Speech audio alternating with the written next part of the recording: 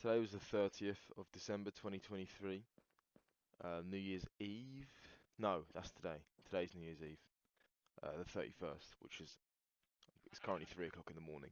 But yeah, I'm talking about the 30th of December 2023, and it was pretty good day. I woke up and realized that I didn't have time for breakfast, so I just fucking skipped breakfast and went straight to training. Funny enough, I always eat breakfast, but when I skip it, like the idea of skipping it sounds gross to me, but when I skip it out of necessity, I actually feel really good. So maybe I'll skip it more often. Once I just literally just woke up, jumped in the shower, brushed my teeth, got my training stuff, left, and whilst I was on my bike, I'm a very good cyclist, you see, so I ride with one hand, use my phone on the other, obviously no helmet 'cause I'm not a geek. Check my phone, and I see that if anybody else lives in London, you can relate that. I mean, I always say this. People say that the trains here, the Transport for London links, the TfL, they say that the trains are unreliable, and I say absolutely not. You can rely on the TfL, and you can rely on them to be late, and that's exactly what they were today. Well, actually, no, I'm wrong. They weren't late. They were completely cancelled. They said that there was a fire at the station, right? And I've heard this many times. I've heard this many times. Oh, there's a fire at the station, so all the trains are fucked. So when you hear that, you think, oh, fair enough. Hope everyone's okay. But the amount of times I've heard that, and I have never even seen or smelt smoke once, let alone fire. And I've heard that excuse fucking multiple times. Those lying cunts. So yeah, basically, my train was cancelled, so I sat and waited in Greggs for a while. Ended up getting a little pizza for breakfast from Greggs. That was disgusting. Some like greasy shit first thing in the morning. That was a bad decision. Just sat in Greggs on my phone, like bloody hell.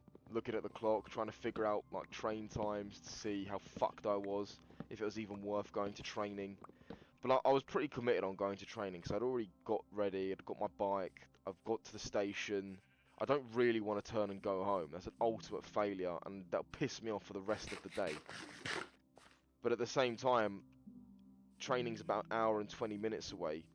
If I'm going an hour and 20 minutes on the train, potentially more if the trains are fucked, to do like fucking 30 minutes of training because I'm so late, that's just even stupider. I ended up just getting quite lucky and leaving.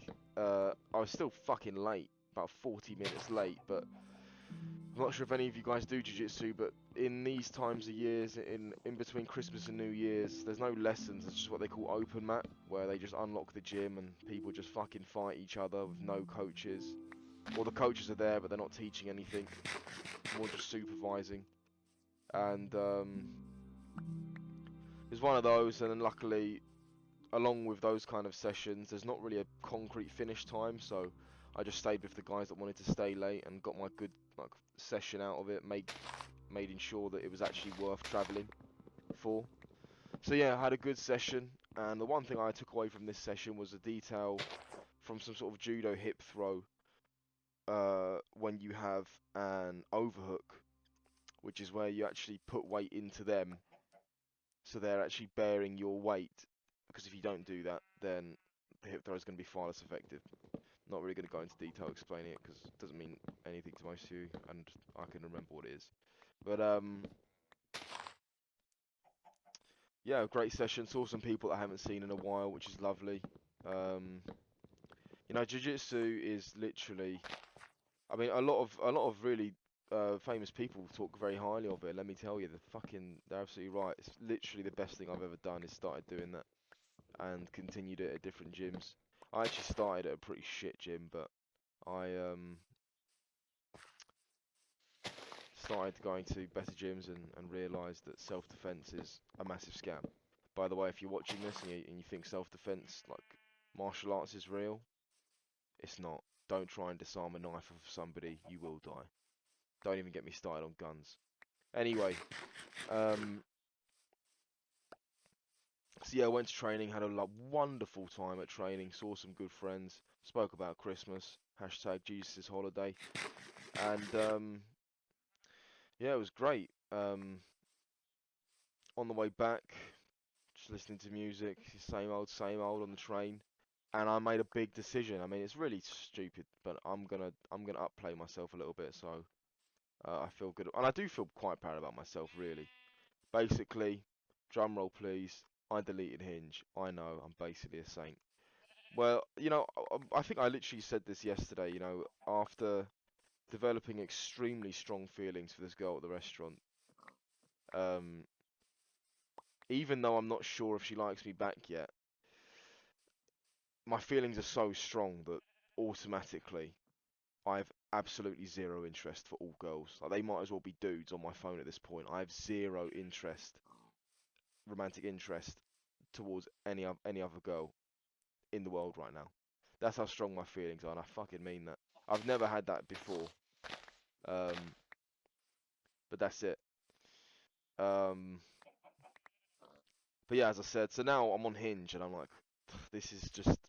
I literally have zero drive to text any of these girls. I literally don't care. So I deleted it, and it felt good. I'm like, finally, off this fucking app. 'Cause guys, dating apps. In theory, they should be wonderful things, but for some reason, they're just shit.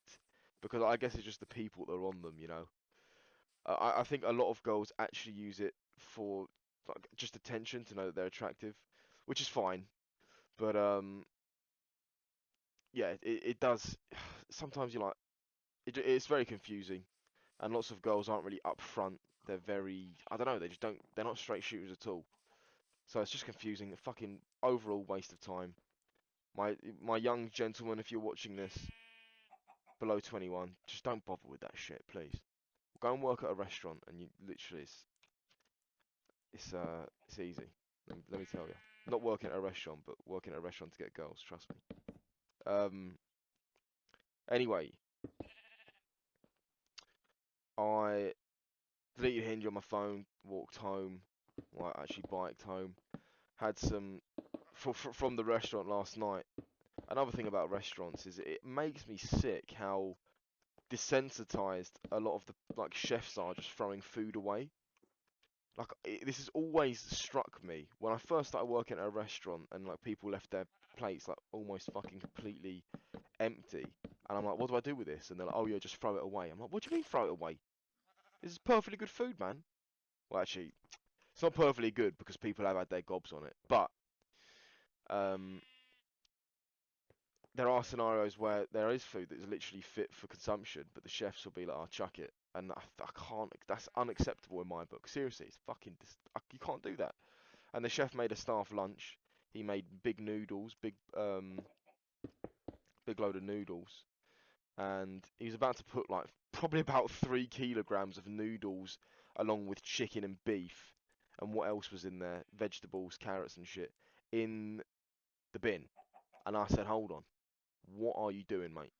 Are you having a giggle? That is such a waste." And I said, "You know what?" He said, "Do you want it?" And I went, "Yeah, I do." I took this massive fucking cardboard box, and I probably took home about 3 kilograms of fucking noodles.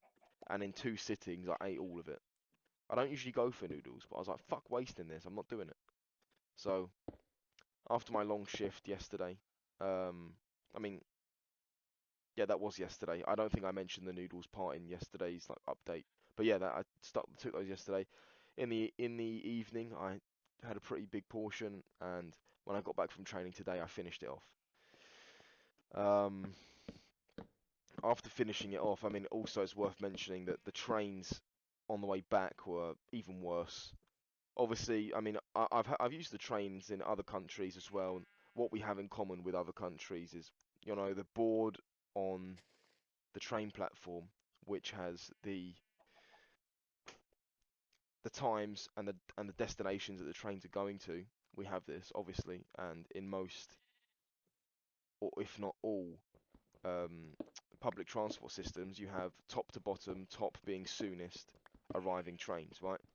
Today, the TfL decided they're going to do it a little bit different. So what they had was trains that have already passed or been cancelled The lady on the voiceover thing, which is an automated voice, I'll admit, is talking about trains that were cancelled about 5 hours ago.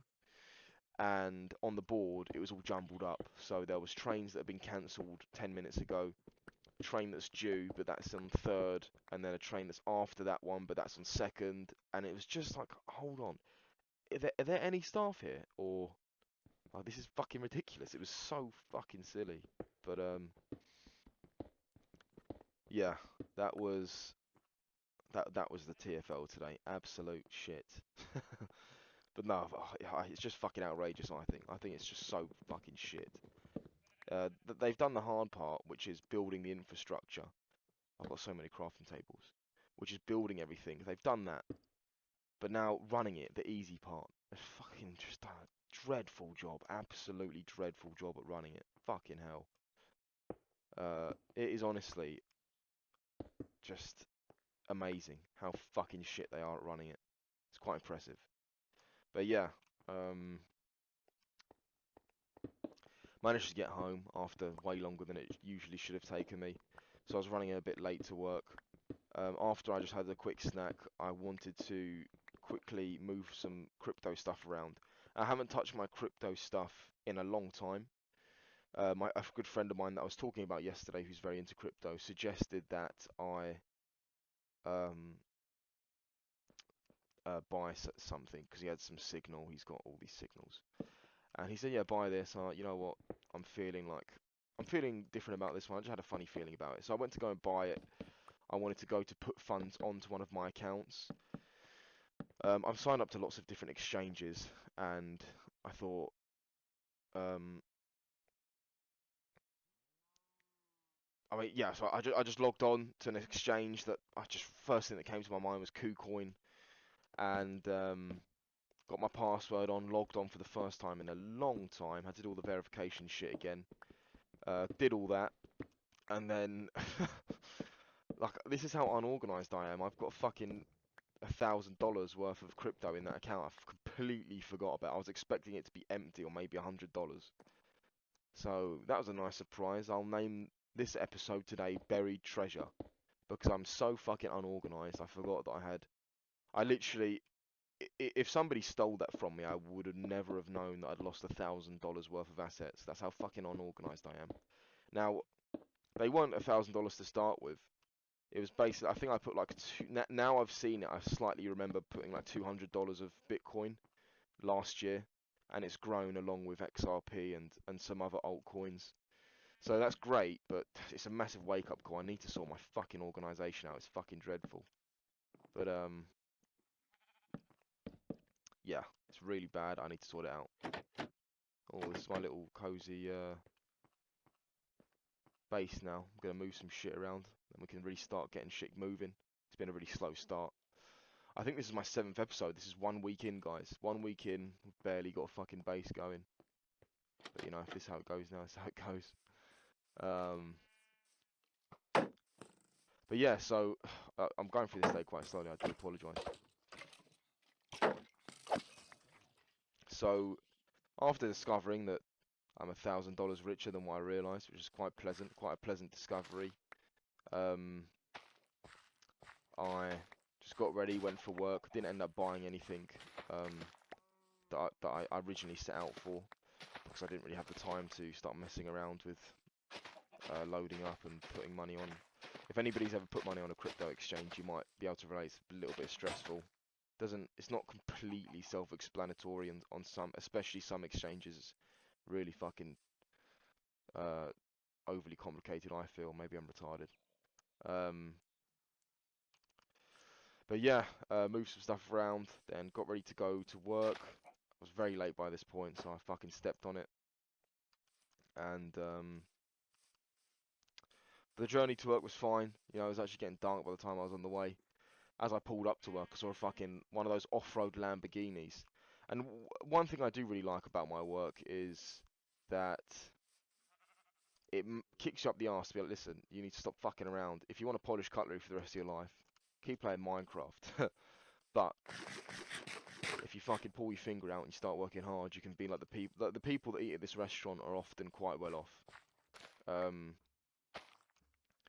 and they're not really going to give me advice whilst I'm a waiter. I'm not going to learn from them, but I'll watch how these people live, I think, and overall benefit from that. I truly believe. Um, so yeah, saw this fucking Lamborghini, which is pretty cool. I'm not that into cars, but I'm just obviously it indicates that person does well, and I'm very interested in that kind of person. And yeah, it was just cool to see. So the day of work, it was once again, you know, I wasn't originally on the rota today, but my sister had called me in. Some waitresses called in sick, so my sister asked me in especially. I turned up, and lo and behold, not busy at all, not even half full. And I just sighed, oh fucking hell. Did they need me? No, they didn't. I said to my sister, did you need me today? And she goes, well, no, not in hindsight, but you're here now. Yeah, I am here now. She ended up leaving early, and I stayed for the remainder of the shift, polishing cutlery, fake smiling and laughing to guests. By the way, if you think you're funny at a restaurant because the waitress laughed at your joke, I'm afraid there's a 100% likelihood chance that she fake laughed. So, sorry to be the one to break it to you, but it's better you know now than think you're some fucking comedian and try your luck in a stand-up comedy. Um,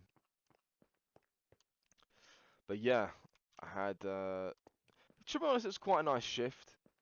Um, that girl that I speak about every episode, you know, today, I don't know, guys. I don't know if I'm being fucking wacky here, but she kept making heart signs to me every time I did a job for her. You know, that might just be friendly, but that, I don't know. If I had a girlfriend and she was making heart signs to other attractive males at her workplace, I'd be pretty pissed off. And there's a few more things I've got to let you guys in on too.